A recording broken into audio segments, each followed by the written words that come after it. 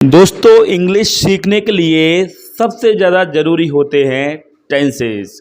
लेकिन बार बार टेंसेस सीखने के बाद भी हम कहीं ना कहीं भूल करते रहते हैं कि ताहत ये वाला टेंस होता है, उसमें डूड आ जाएगा या डिड आएगा, या फिर रहा रही होता है उसमें इज एम आर आएगा, या फिर हैज़ हैव आएगा। कौन सी हेल्पिंग वर्ब किस कंडीशन में प्रयोग की जाती है, ये अक्सर हम भूल जाते हैं। जब हम सीख रहे होते हैं तब हमें सब याद रहता है, लेकिन जब हम सीखने के बाद कुछ दिनों बाद अगर हम ऐसे सेंटेंसेस को इंग्लिश में बोलना चाहते हैं, लिखना चाहते हैं, तब उस कंडीशन में हम भूल जाते हैं कि कौन से टेंस की कौन सी हेल्पिंग वर्ब या वर्ब की कौन सी फॉर्म यहाँ पर प्रयोग की जाएगी। तो आज टेंस की कोई भी परेशानी हो, उस सारी परेशानी के लिए आज मैं केवल एक वीडियो लेके आया हूं, और केवल एक ही वीडियो में आपकी सारी समस्याएं दूर हो जाएंगी और इसके बाद आपको कोई भी वीडियो नहीं देखना है। तो अगर आप टेंसेस की समस्या से उबरना चाहते हैं, टेंसेस के कन्फ्यूजन से दूर होना चाहते हैं, तो मेरे साथ इस वीडियो में बिल्कुल लास्ट तक बने रहिएगा।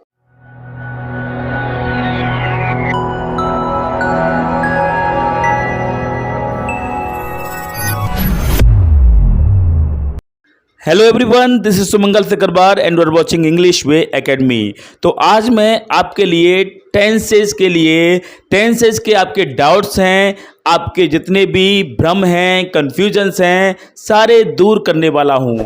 तो इससे पहले कि हम वीडियो की तरफ आगे बढ़ें, आपसे एक छोटी सी रिक्वेस्ट है कि अगर आपने अभी तक हमारे चैनल को सब्सक्राइब नहीं किया है तो चैनल को अभी सब्सक्राइब कीजिए और उसके बाद बेल आइकन को क्लिक कीजिए, ताकि आपको टाइम पर इसी तरह के वीडियो के नोटिफिकेशन मिल जाया करें। वीडियो को अगर लाइक नहीं किया है तो वीडियो को लाइक भी अभी कर दीजिए, क्योंकि बाद में आप भूल जाते हैं कि वीडियो को लाइक भी करना है। और इस वीडियो को शेयर करना भी बिल्कुल नहीं भूलिएगा, क्योंकि इसी तरह के बहुत से स्टूडेंट आपके जैसे होते हैं जो टेंस की समस्या से बहुत ज़्यादा कंफ्यूज रहते हैं और टेंस की समस्या से उबर नहीं पा रहे हैं। तो उन लोगों के लिए ये वीडियो हेल्पफुल हो सकता है, इसलिए आप जहां तक हो सकता है वहां तक इस वीडियो को शेयर जरूर कीजिएगा। तो चलिए अब हम टेंस को सीख लेते हैं, और एक वीडियो में पूरे टेंस से सीखने के लिए वीडियो को शुरू से लेकर एंड तक जरूर देखिएगा। तो चलिए शुरू करते हैं। टेंस को सीखने के लिए सबसे पहले हमें सेंटेंस देखने होंगे। सेंटेंस पूरा एक ही वीडियो है, थोड़ा सा लंबा हो सकता है, लेकिन एक वीडियो के बाद आपको कोई भी वीडियो नहीं देखना पड़ेगा। एक ही वीडियो में सारी समस्याएं आपकी दूर होने वाली हैं टेंसों की। और टेंस अगर आपको आ गए तो दुनिया का कोई भी सेंटेंस आप टेंस की सहायता से ही बोल सकते हैं। कोई भी इंग्लिश आप टेंस की सहायता से बोल सकते हैं। कोई भी सेंटेंस, कोई भी पैराग्राफ या आर्टिकल या कोई भी टॉपिक लिखना चाहते हैं तो केवल टेंस की मदद से आप इतना कर सकते हैं। तो टेंस को सीखने से पहले हमें क्या सीखना होगा? सेंटेंसेस। अब टेंस का सबको पता है, टेंस का मतलब क्या होता है, हिंदी में सब जानते हैं, काल। और काल भी ना कहा जाए, काल थोड़ा सा बहुत ज़्यादा विशुद्ध हिंदी हो गई, तो हम ये कह सकते हैं नॉर्मली टेंस को समय। जो समय चल रहा है वो है टेंस, ठीक है। लेकिन टेंस को सीखने से पहले हमें पता होना चाहिए क्या? हमें ये पता होना चाहिए सेंटेंसेस। सेंटेंसेस। अब भैया सेंटेंसेस और टेंसेस में फ़र्क है। सेंटेंसेस क्या होते हैं? सेंटेंसेस होते हैं वाक्य जो कि किसी समय में बोले जाते हैं। जिस समय में बोले जाते हैं वो होते हैं टेंस, और जो हम बातें कर रहे हैं वो होते हैं वाक्य या फिर सेंटेंसेस। तो सेंटेंसेस जो टेंसों में प्रयोग किए जाते हैं उन्हीं सेंटेंसेस की बात कर रहा हूँ मैं। तो सेंटेंसेस जो है वाक्य कहाँ यूज किए जाते हैं? आपके हर टेंस में। टोटल 12 मिला के टेंस होते हैं। अभी टेंस के बारे में चर्चा कर रहा हूं, लेकिन उससे पहले हम बात क्या करेंगे? उससे पहले हम बात करेंगे सेंटेंसेस की। तो कुल मिला के आपके 4 तरीके सेंटेंसेस होते हैं, 4 प्रकार के होते हैं सेंटेंसेस जो हर टेंस में यूज किए जाते हैं। जैसे कि पहला हुआ अफर्मेटिव। मैं शॉर्ट में लिख देता हूँ यहाँ पर, पहला हुआ, सॉरी पूरा लिख देता हूँ, अफर्मेटिव। पहला सेंटेंस हुआ अफर्मेटिव, ठीक है। और दूसरा सेंटेंस हुआ नेगेटिव,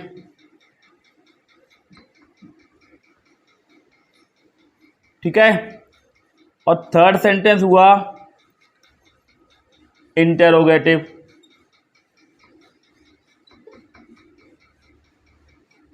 इंटेरोगेटिव एक्चुअली दो तरह के होते हैं, तो यहाँ पर दो में डिवीजन दे दिया मैंने, इंटेरोगेटिव ए और इंटेरोगेटिव बी। ये क्या होते हैं इसको मैं अभी बताता हूँ। इंटेरोगेटिव ए और फोर्थ होता है आपका इंटेरोगेटिव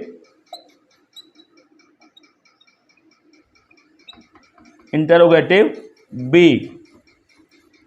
तो चार तरह के टोटल सेंटेंसेस होते हैं। अब ये चार तरह के सेंटेंसेस में क्या है, इन चार तरह के सेंटेंसेस में आप देख सकते हैं, या चारों तरह के सेंटेंसेस में हमें देखना है फॉर्मूला, क्या फॉर्मूला यूज़ किया जाता है चारों तरह के सेंटेंसेस में। तो देखिए यहाँ पर पहली तरह का जो सेंटेंस है, पहले प्रकार का जो सेंटेंस है, उसमें फॉर्मूला यूज़ किया जाता है। सबसे पहले सब्जेक्ट आएगा, एस फॉर सब्जेक्ट, ठीक है।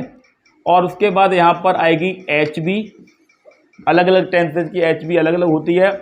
और उसके बाद आता है, हमें एक्चुअली में टेंसेज तो सब याद रहते हैं, पर उसके फॉर्मूले के अकॉर्डिंग जहाँ अफर्मेटिव में वो क्या होगा, नेगेटिव में क्या होगा, इंटरोगेटिव में क्या होगा, ये हम गड़बड़ अक्सर कर जाते हैं। लेकिन इस वीडियो के बाद कोई भी समस्या आपको नहीं आने वाली है। तो सब्जेक्ट एच बी, और एच बी के बाद में यहाँ पर आती है वर्ब, फिर आता है यहाँ पर ऑब्जेक्ट, फिर आता है ऑब्जेक्ट के बाद एक्स्ट्रा वर्ड्स ई डब्ल्यू। उसके बाद हम नेगेटिव की बात करें तो नेगेटिव में यहाँ पर फॉर्मूला बन जाएगा सब्जेक्ट के बाद एच बी, ठीक है। और एच बी के बाद में क्या होगा, यहाँ पर एच बी के बाद में आप यहाँ पर नॉट को लेके आएंगे, और नॉट के बाद यहाँ पर आएगा वर्ब के बाद ऑब्जेक्ट, और ऑब्जेक्ट के बाद ई डब्ल्यू, एक्स्ट्रा वर्ड्स। अब आते हैं हम इंटरोगेटिव ए की तरफ। थोड़ा सा ऊपर इसको लिख लेते हैं इंटरोगेटिव ए को, क्योंकि फॉर्मूला बन नहीं पाएगा। नीचे तक आपका जो बोर्ड है नीचे तक आप देख नहीं पा रहे हैं, तो यहाँ पर देखेंगे इंटरोगेटिव ए। मैंने ए और बी में डिवाइड किया है इंटरोगेटिव ए को।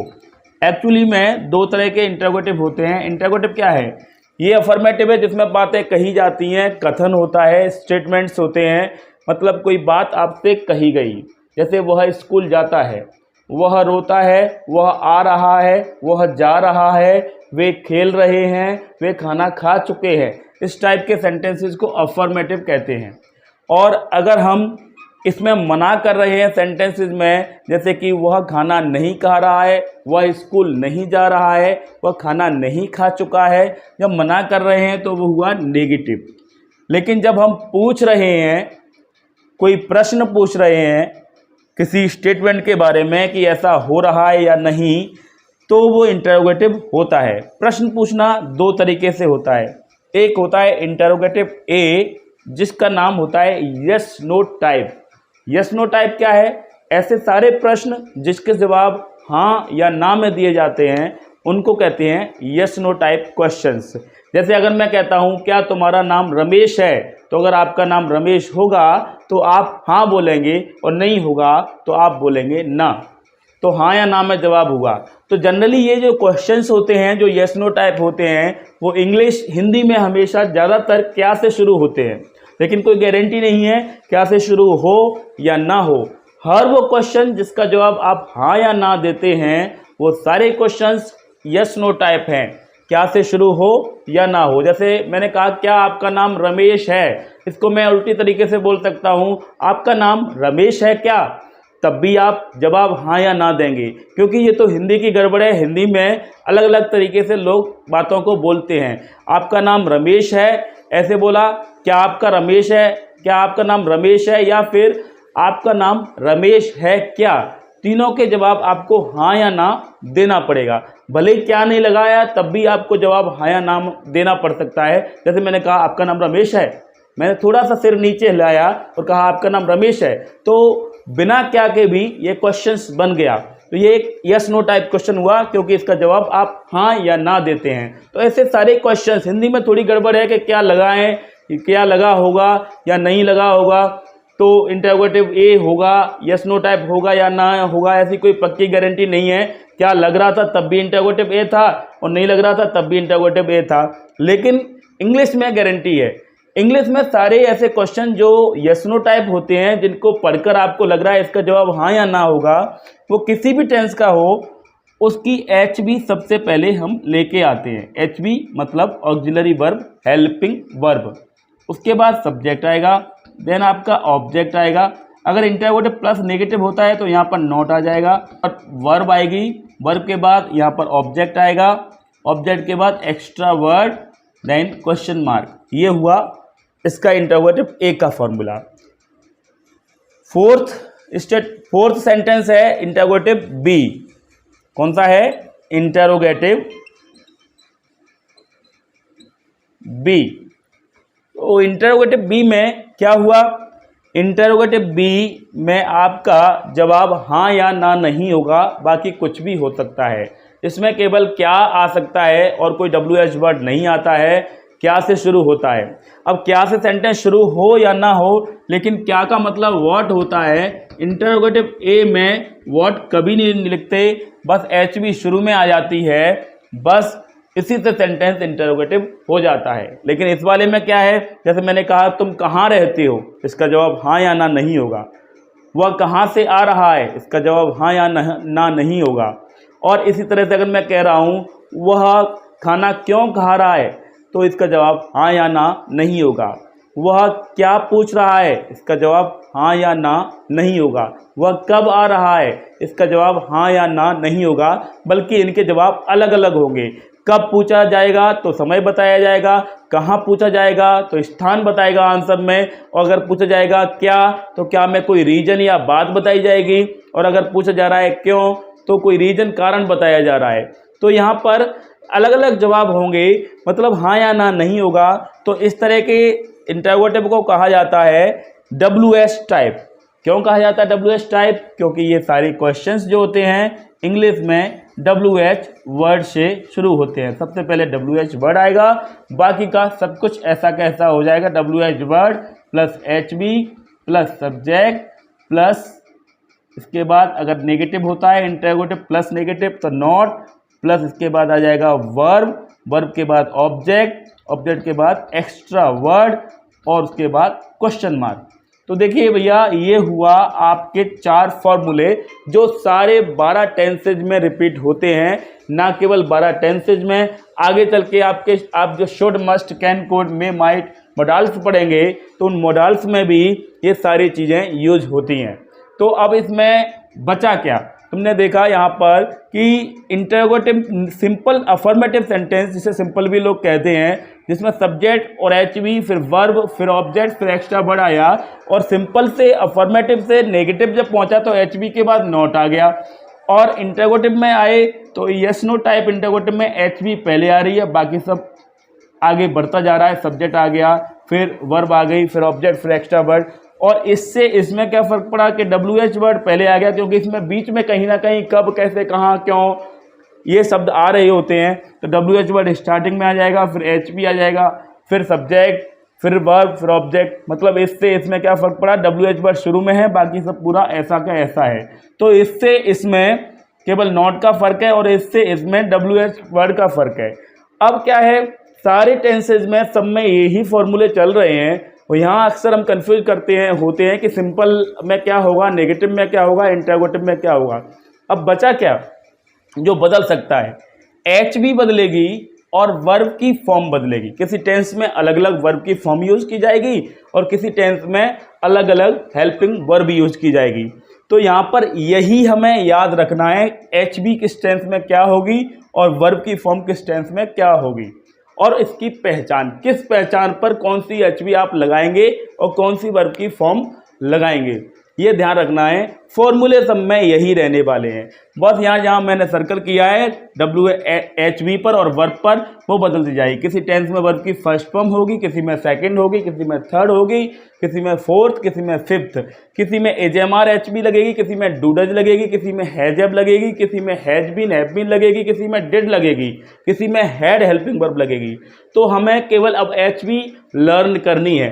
तो HB के लिए अब आ गए हम टेंस पर। तो टेंस आपको पता ही है, कुल मिला के 3 टेंस मेनली होते हैं, जो समय चल रहा है उस टेंस को प्रेजेंट कहते हैं। जो समय गुजर चुका उस समय को पास्ट कहते हैं। जो आने वाला है उसको फ्यूचर कहते हैं। चल रहा है मतलब वर्तमान प्रेजेंट, और गुजर चुका मतलब कल, गुजरा हुआ मतलब पास्ट, और जो आएगा वो फ्यूचर यानी कि भविष्य, आने वाला कल। तो ये 3 टेंसेज होते हैं। अब इन 3 टेंसेज के हिसाब से एच भी हम लर्न कर लेते हैं। एच भी लर्न कर लेते हैं तो बड़ा आसान तरीका है। मेरे पास थोड़ा सा स्पेस कम है लेकिन आप देख सकते हैं, इतने में से ही बता सकते हैं। तो एच भी लर्न करने के लिए इस साइड में मैं लिखता जा रहा हूँ, आपको बड़ी आसानी से याद रहेगा ये। जैसे कि हमने यहाँ पर पहले टेंस का नाम लिखा, पहला टेंस का नाम है प्रेजेंट सिंपल। ठीक है, एक एक से आप अपनी कॉपी में रजिस्टर में लिखते जाइए, मैं यहाँ पर साथ साथ मिटाता जाऊँगा, लिखता जाऊँगा। तो प्रेजेंट सिंपल में आ गए। तो प्रेजेंट सिंपल में पहचान होती है, शॉर्ट पहचान से काम चल जाएगा। होता है, होता है का मतलब क्या है? होता है मतलब काम हैबिचुअली होता है, ये इसकी पहचान है। अगर कहीं होता है आता है तो आप वहाँ पर, अब इसमें से 2 टेंस ऐसे भी हैं जैसे कि प्रेजेंट टेंस है, प्रेजेंट सिंपल, और पास्ट सिंपल भी है। प्रेजेंट सिंपल भी कहते हैं इसको, प्रेजेंट इंडेफिनेट भी कहते हैं, और इसको सिंपल प्रेजेंट भी कहते हैं। तो इन तीनों टेंस जो कि एक ही टेंस है, प्रेजेंट सिंपल, सिंपल प्रेजेंट या प्रेजेंट इंडेफिनेट, इसमें क्या रहता है? अफर्मेटिव सेंटेंस में तो अफर्मेटिव सेंटेंस में आपकी एच वी नहीं लगेगी। ठीक है, no H V. Affirmative sentence में सीधा वर्ब की फर्स्ट फॉर्म लगेगी या वर्ब की फर्स्ट फॉर्म में एस या ई एस लगेगा, एस या ई एस लगेगा, एस ई एस या आई एस। इसके रूल्स डिटेल में अगर जानना चाहते हैं कि ई एस एस या आई कब लगाए, इसका सिस्टम है कि प्लूरल सब्जेक्ट होगा तो आपको वर्ब की फर्स्ट फॉर्म यूज करनी है, और सिंगुलर सब्जेक्ट होगा तो आपको वर्ब में एस या एस लगाना है। सिंगुलर सब्जेक्ट में वर्ब में एस या एस लगाना है, और प्लूरल सब्जेक्ट है उसमें वर्ब में एस ई एस का यूज करना है। इसका भी एक रूल है, एस ई एस, ऐसा नहीं है कि अपना मन से तुक्का मार दिया और एस लगा दो या ई एस लगा दो। एस ई एस और आई ई एस 3 चीज़ों में से लगता है। इसका रूल है वर्ब के लास्ट लेटर्स को देखा जाता है। वर्ब के लास्ट लेटर्स अगर S, double S, S H, C H, O और एक्स होते हैं तब उस कंडीशन में हम वहाँ पर ई एस का यूज करते हैं। किसका करते हैं? ई एस यूज करते हैं वर्ब में। कैसे? जैसे कि गो, गो का अंतिम अक्षर ओ है, इन्हीं में से है, इसलिए इसमें ई एस लगाकर वर्ब को सिंगुलर बनाया जाएगा। क्योंकि सिंगुलर सब्जेक्ट होता है तो वर्ब को भी सिंगुलर बनाया जाता है। तो यहाँ पर ई एस लगा के वर्ब को सिंगुलर बनाया क्योंकि अंतिम अक्षर ओ था। ऐसे ही catch, C A T C H, catch, catch के अंतिम अक्षर सी हैं तो कैचेज, ई एस लगाकर उसको प्लूरल बनाया जाएगा, सिंगुलर वर्ब को बनाया जाएगा। ये तो हुआ वर्ब के अंतिम अक्षर S, double S, S S, C H, O और एक्स होते हैं तो अब ई एस लगाकर उसे प्लूरल सिंगुलर बनाते हैं वर्ब को। और अगर वर्ब का अंतिम अक्षर बाई है, लास्ट लेटर बाई है, और बाई से जस्ट पहले वाला जो लेटर है वो कोई भी कॉन्सोनेंट है, बाई है और बाई से जस्ट पहले वाला शब्द जो लेटर है वो कोई भी कॉन्सोनेंट है, तो बाई को तो हटा देते हैं, बाई की जगह आई एस लगा देते हैं। कैसे? जैसे कि स्टडी, स्टडी भी एक वर्ब है, स्टडी का अंतिम अक्षर बाई है और बाई से ठीक पहले वाला जो लेटर है वो डी है। डी एक क्या होता है? डी एक कॉन्सोनेंट होता है। तो इस कंडीशन में हम क्या करेंगे? बाई को हटाकर आई ई एस लगाकर इसको वर्ब को सिंगुलर बनाया जाएगा। ठीक है, और इसके अलावा अदर जो कंडीशन बनती हैं, अन्य कंडीशन, ये लिख सकते हैं आप रजिस्टर में, स्पेस कम है तो आप स्क्रीनशॉट लेने की मतलब कोशिश करेंगे तो पर कुछ ना कुछ मिट रहा है, कुछ ना कुछ लिख रहा है, तो इस कंडीशन में साथ में लिखते जाइए। अगर वर्ब का अंतिम अक्षर double S, S S, C H होता है, ओ एक्स वगैरह होते हैं तो आप ई एस लगा रहे हैं। वर्ब का लास्ट लेटर बाई होता है, बाई से ठीक पहले वाला जो लेटर है वो एक कॉन्सोनेंट होता है, तो कॉन्सोनेंट उसको बाई को हटाकर आई एस लगाते हैं। इसके अलावा अदर कुछ आ रहा है, अन्य आ रहा है, तो अन्य कंडीशन में क्या करेंगे? हम एस का यूज करते हैं। जैसे कि प्ले, अब प्ले में भी लास्ट लेटर तो बाई है लेकिन उससे पहले कॉन्सोनेंट नहीं है, वॉवेल है, तो एस लगाएंगे। जैसे कि रीड है, रीड में भी एस लगाएंगे क्योंकि ना तो ये पहले उस SSOX वाले नियम को फॉलो कर रहा है, ना ही इसमें कॉन्सोनेंट और बाई का कॉम्बिनेशन है, तो इसलिए इसमें भी एस लगाएंगे। जैसे कि प्ले हो गया, जैसे कि हेल्प हो गया, हेल्प में एस लगा देंगे। तो ये SIS का नियम है। तो यहाँ पर आपने देखा यहाँ पर क्या हो रहा है कि अफर्मेटिव में प्रेजेंट सिंपल की पहचान क्या है, होता है। कोई भी काम हैबिचुअली होता है, उस टेंस में हम क्या कर रहे हैं, वर्ब की फर्स्ट फॉर्म लगाएंगे अफर्मेटिव में, और सिंगुलर सब्जेक्ट होता है तो एस या ES लगाएंगे, वर्ब को भी सिंगुलर बनाते हैं। लेकिन यहाँ पर LHB नहीं लग रही है, अफर्मेटिव सेंटेंस में HB नहीं लग रही है, तो छोड़ के आगे बढ़ जाएंगे। ये फॉर्मूला सेम काम कर रहा है। लेकिन अगर इसमें नेगेटिव और इंटरोगेटिव होते हैं, नेगेटिव और इंटरोगेटिव सेंटेंस होते हैं, तो वहाँ पर आपको डू डज के साथ में फर्स्ट फॉर्म का यूज करना है। हेल्पिंग वर्ब आ जाएगी नेगेटिव और इंटरोगेटिव में, सिंपल में अफर्मेटिव में नहीं आ रही है। तो यहाँ पर सिंगुलर के साथ डज को यूज करेंगे और प्लूरल के साथ में हम वर्ब डू को यूज करेंगे। चलिए एग्जाम्पल देख लेते हैं। यहाँ पर एक टेंस से एग्जाम्पल देखते हैं, फिर दूसरे टेंस पर मैं बताता हूँ। मान लीजिए मुझे ये कहना है वह, एक सिंपल सेंटेंस से देखते हैं। बड़े सेंटेंस भी आसानी से बना सकते हैं। बड़े में क्या होगा, वर्ड्स बढ़ेंगे, वर्ड्स के लिए आप स्पेलिंग और मीनिंग का यूज करेंगे, लेकिन फॉर्मूला सेम यूज किया जाएगा। वह खेलता है, एक मिनट, इसमें ऑब्जेक्ट भी हो जाए, वह क्रिकेट खेलता है। तो इसमें थीम क्या आ रही है, वह क्रिकेट खेलता है, थीम क्या आ रही है, होता है, होता है थीम आ रही है, मतलब कोई काम होता है ना, यहाँ पर कोई काम हैबिचुअली हो रहा है, वह क्रिकेट खेलता है। इस फॉर्मूले से करते हैं, क्या हो जाएगा, ही, हेल्पिंग वर्ब नहीं लगेगी, वर्ब लगा दी प्ले, और क्योंकि सिंगुलर सब्जेक्ट और प्ले में एस लगा देंगे, प्लेज, ऑब्जेक्ट हो गया cricket, he plays cricket, extra word नहीं है, ही प्लेज क्रिकेट हो गया, ही प्लेज क्रिकेट, इसमें एक्स्ट्रा वर्ड नहीं है। अब अगर ये प्लूरल होता, वे क्रिकेट खेलते हैं, वे क्रिकेट खेलते हैं, तो इसमें क्या हो जाएगा, वे क्रिकेट खेलते हैं। तो अब यहां पर वे के लिए हमने सब्जेक्ट लगाया दे, अब इसमें HB नहीं लगेगी क्योंकि इसके अफर्मेटिव में HB नहीं लगती है, तो दे के बाद सीधा वर्ब आ जाएगी, दे प्ले, इसमें S नहीं लगेगा, ES नहीं लगेगा, IES नहीं लगेगा क्योंकि सब्जेक्ट प्लूरल है। दे प्ले, ऑब्जेक्ट हो गया क्रिकेट, दे प्ले क्रिकेट, या फिर he plays cricket, he plays cricket या दे प्ले क्रिकेट। अब इन्हीं सेंटेंस को हम नेगेटिव में करके देखते हैं, तो नेगेटिव में क्या हो जाएगा, ये सेंटेंस हो जाएगा, वह क्रिकेट नहीं खेलता है। तो नहीं पर पहुंचे तो क्या हुआ, सब्जेक्ट लगाएंगे ही, हेल्पिंग वर्ब इसकी डज लगेगी क्योंकि सिंगुलर सब्जेक्ट के साथ में डज बताया है, ही डज नॉट, वर्ब हो गई प्ले, ऑब्जेक्ट हो गया cricket, he does not play cricket. Plural वाले को भी देखते हैं, वे क्रिकेट खेलते हैं, तो हो गया दे डू नॉट, वर्ब हो गई प्ले, ऑब्जेक्ट हो गया क्रिकेट, तो he does not play cricket और they do not play cricket. अब हम आते हैं इसके इंटेरोगेटिव में। जैसा कि मैंने बताया इंटेरोगेटिव यस नो टाइप, तो यस नो टाइप ये क्या बनेगा, क्या वह क्रिकेट खेलता है, क्या वह क्रिकेट खेलता है, इसका जवाब हाँ या ना होगा। तो अब हो गया क्या वह क्रिकेट खेलता है, तो क्या बनेगा, हेल्पिंग वर्ब को शुरू में लेके आइए डज, क्योंकि सिंगुलर सब्जेक्ट है, हमने डज को शुरू में लगा दिया, यहीं क्या का मीनिंग खत्म हो गया।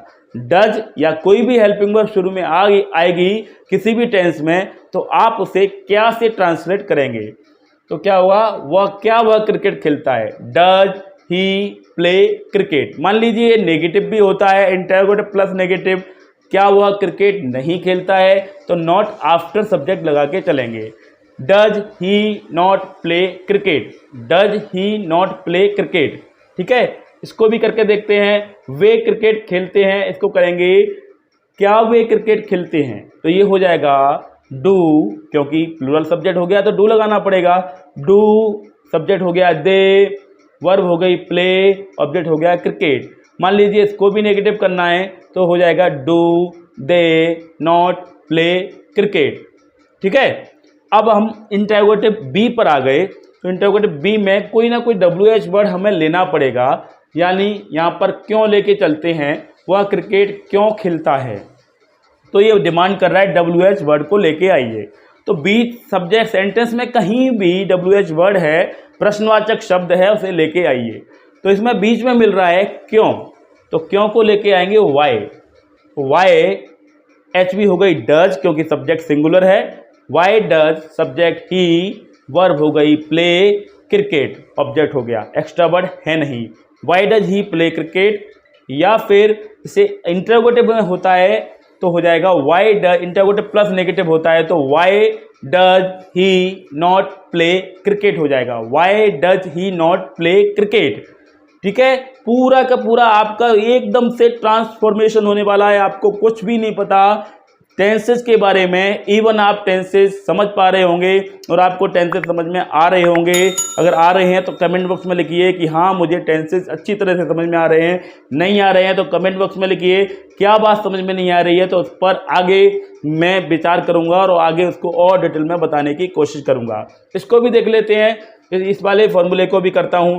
वाई वे क्रिकेट क्यों खेलते हैं, तो वाई डू लग गया, प्लूरल है इसलिए, सब्जेक्ट आ गया दे, वाई डू दे, वर्ब हो गई प्ले, ऑब्जेक्ट हो गया cricket. Why do they play cricket. अब इन सेंटेंसेज को सब में बोल के देखते हैं प्रैक्टिस के लिए। ऐसे किसी भी सेंटेंस को लेकर पूरे चारों फॉर्मूले में लेके देखते हैं तो ये हो जाएगा वह क्रिकेट खेलता है। इसको करेंगे, बोलूँगा ही प्लेज क्रिकेट, सिंपल में ही प्लेज क्रिकेट। नेगेटिव में he does not play cricket. Interrogative में हो जाएगा डज ही प्ले क्रिकेट, या फिर interrogative plus negative does he not play cricket, और why does he play cricket, या फिर interrogative plus negative why does he not play cricket.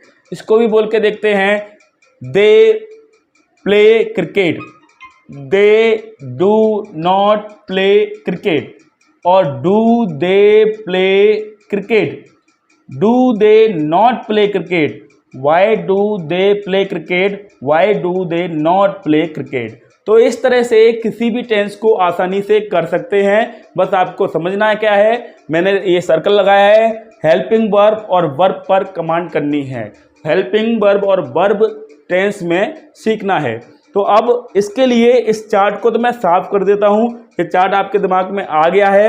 अब मैं HV और हेल्पिंग वर्ब और इसकी वर्ब की फॉर्म आपको याद दिला देता हूँ और आसानी से आप इसकी प्रैक्टिस कर पाएंगे। तो पहला टेंस जिसका हमने अभी प्रैक्टिस की थी, टेंसेज में पहला है प्रेजेंट सिंपल, जिसमें हमने क्या देखा, पहचान क्या थी, होता है, पहचान होता है। इसके अफर्मेटिव में नो हेल्पिंग वर्ब क्या होता है, फर्स्ट फॉर्म, या फिर वर्ब की फर्स्ट फॉर्म में SES लगेगा। ये सिंगुलर के साथ होगा कॉम्बिनेशन, ये प्लूरल के साथ होगा। जबकि इसमें अगर सेंटेंस नेगेटिव इंटरोगेटिव होता है, नेगेटिव और इंटरोगेटिव होते हैं, तो यहाँ पर क्या हो जाएगा, तब आपको लगाना पड़ेगा यहाँ पर डू डज के साथ में, डू डज के साथ में वर्ब की फर्स्ट फॉर्म का कॉम्बिनेशन रहेगा। यहाँ भी सिस्टम वही है, सिंगुलर के साथ ये और प्लूरल के साथ में ये। अब आ गया अगला टेंस पास्ट सिंपल। तो पास्ट सिंपल में जब हम पहुँचे, पास्ट सिंपल या फिर पास्ट इंडेफिनेट या सिंपल पास्ट, तब यहाँ पर क्या हो जाएगा, यहाँ इसकी पहचान है हुआ, होता है हुआ। हुआ से अपने आप कॉम्बिनेशन अपने आप समझ में आ जाएगा आपको। हुआ मतलब कोई भी काम पास्ट में घटित हुआ, कोई भी एक सेकंड पहले की भी बात है वो पास्ट सिंपल हो गई, पास्ट सिंपल। अब इसमें क्या होगा, इसमें कॉम्बिनेशन होगा अफर्मेटिव में, यहाँ भी HV नहीं लगेगी, अफर्मेटिव में HV नहीं लगेगी, वर्ब की सेकंड फॉर्म लगेगी, चाहे सब्जेक्ट सिंगुलर हो चाहे सब्जेक्ट प्लूरल हो। अब यहाँ पर डिड के साथ में फर्स्ट फॉर्म लगेगी, किसमें, डिड के साथ में फर्स्ट फॉर्म लगेगी नेगेटिव और इंटरोगेटिव सेंटेंसेस में, करेक्ट। अब आ गए हम फ्यूचर सिंपल में। फ्यूचर सिंपल टेंस पर पहुंचे तो फ्यूचर सिंपल की पहचान क्या बन जाएगी, होता है, हुआ और होगा, फ्यूचर सिंपल। तो इसकी क्या हो जाएगी, चाहे, अब ये दो टेंस कठिन थे, यहाँ पर सिंपल में एच भी नहीं लग रही थी, इसमें भी नहीं लग रही थी और इसमें भी अफर्मेटिव में एच भी नहीं लग रही थी, नेगेटिव इंटरोगेटिव में एच भी लग रही थी। और पूरे पास्ट में, पूरी इंग्लिश में सेकंड फॉर्म पास्ट इंडेफिनेट के, पास्ट सिंपल के अफर्मेटिव में ही लगती है। तो इसकी पहचान अफर्मेटिव में, पास्ट इंडेफिनेट में यहाँ पर क्या हो रहा है, अफर्मेटिव में सेकंड फॉर्म लग रही है। अब इसमें क्या, बाकी के टेंस सब बिल्कुल ईजी हैं। अब इसमें नेगेटिव हो चाहे अफर्मेटिव हो, कोई भी सेंटेंस बना हो, चाहे इंटरोगेटिव हो, सबके साथ एक कॉम्बिनेशन, विल के साथ फर्स्ट फॉर्म। वैसे तो शैल भी आई ओ बी के साथ यूज करते हैं, लेकिन मॉडर्न इंग्लिश में शैल का कोई काम है नहीं। आप चाहें तो सबके साथ विल लगा सकते हैं, इसलिए केवल विल लिख रहा हूँ। फ्यूचर में केवल विल लगा के काम चला सकते हैं। फ्यूचर, प्रेजेंट, कंटिन्यूस पे आ गए, ये सारे इंडेफिनेट हो गए, सिंपल हो गए। अब आ गए हम प्रेजेंट कंटिन्यूस। इसमें काम लगातार चलेगा। प्रेजेंट कंटिन्यूस में लगातार काम चल रहा है, मतलब पहचान क्या हो गई, हो रहा है, होता है, हुआ, होगा और हो रहा है। तो क्या हुआ, इसमें is am are, is am are के साथ में वर्ब की आईएनजी फॉर्म लगेगी, जिसको हम V4 कहते हैं आईएनजी फॉर्म को। यहाँ रूल ये है, आर लगेगा प्लूरल के साथ, एम लगेगा केबल आई के साथ, इज लगेगा सिंगुलर सब्जेक्ट के साथ में। पास्ट कंटिन्यूस में पहुंचे तो पास्ट कंटिन्यूस में पहचान हो जाएगी हो रहा था, और इसमें एच बी होगी वॉज वर के साथ वर्ब की फोर्थ फॉर्म लगेगी। यहाँ पर वर के साथ में प्लूरल वर्ब के साथ, प्लूरल सब्जेक्ट के साथ वर लगेगा और सिंगुलर सब्जेक्ट के साथ वॉज लगेगा, और आई के साथ भी वॉज लगेगा। ठीक है, आई के साथ वॉज लगेगा। अब हम पहुंचे फ्यूचर कंटिन्यूअस पर।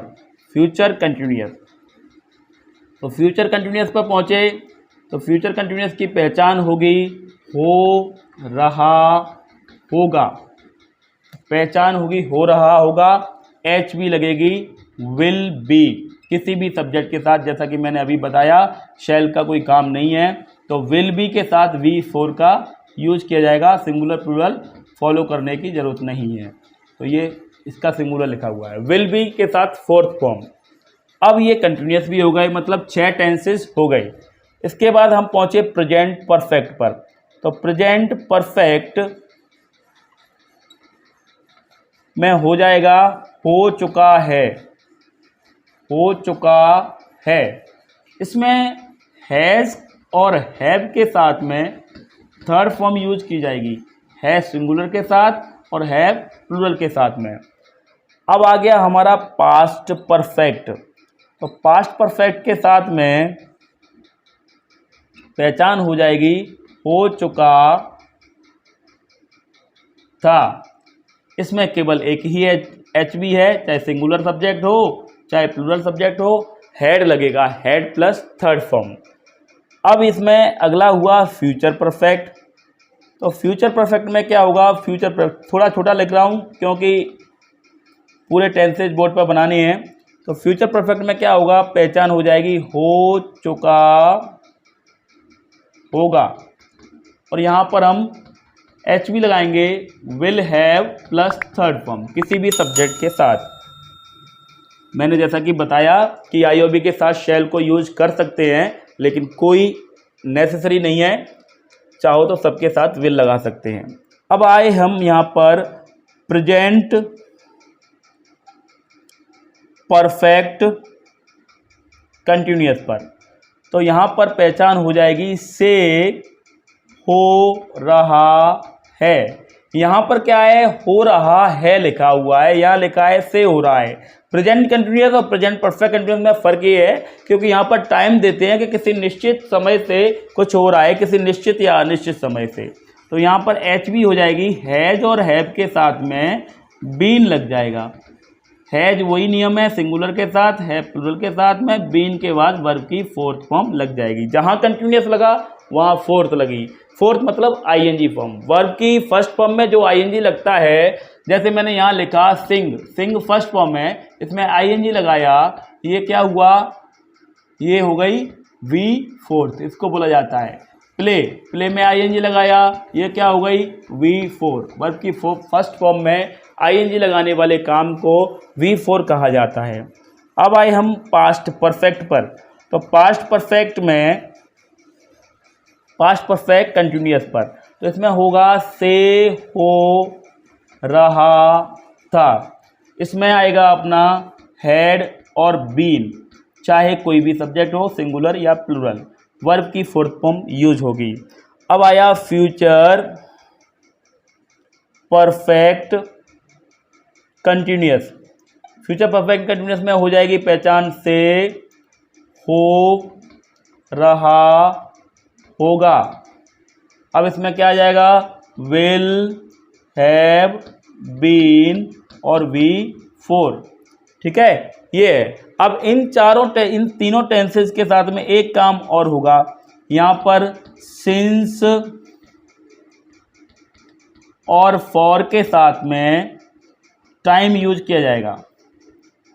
तो कोई निश्चित समय का नाम दिया हुआ है तो सिंस लगता है, और निश्चित समय का नाम दिया है तो फॉर का यूज किया जाता है, उसके बाद टाइम लगाते हैं।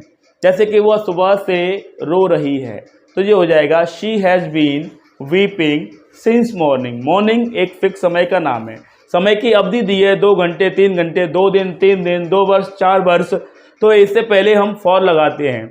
जैसे कि वह 2 दिन से यहाँ रह रहा है, तो he has been living here for 2 days।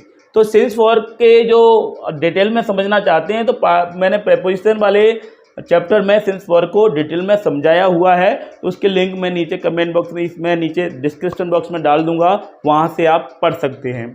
तो ये आपको मैंने बताया सबके साथ में सेम फॉर्मूले काम करते हैं, सारे टेंसेस के साथ में। जो मैंने अभी 4 फॉर्मूले बताए थे, अफर्मेटिव का, नेगेटिव का, इंटरोगेटिव ए का और बी का, वो सारे फॉर्मूले काम करते हैं हर टेंस में।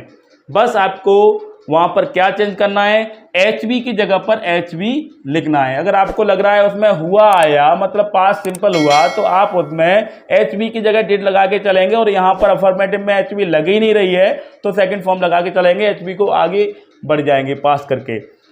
जहाँ लग नहीं रही है, केवल 2 टेंस ऐसे हैं, प्रेजेंट सिंपल और पास्ट सिंपल, जिसके अफर्मेटिव में HV नहीं लगती। तो क्या होता है, यहाँ पर वर्ब की SIS फॉर्म यूज की जाती है, यहाँ पर वर्ब की और प्लूरल सब्जेक्ट के साथ में फर्स्ट फॉर्म होती है, और यहाँ पर क्या होता है सेकंड फॉर्म यूज की जाती है अफर्मेटिव सेंटेंस में, चाहे सब्जेक्ट सिंगुलर हो चाहे प्लूरल हो।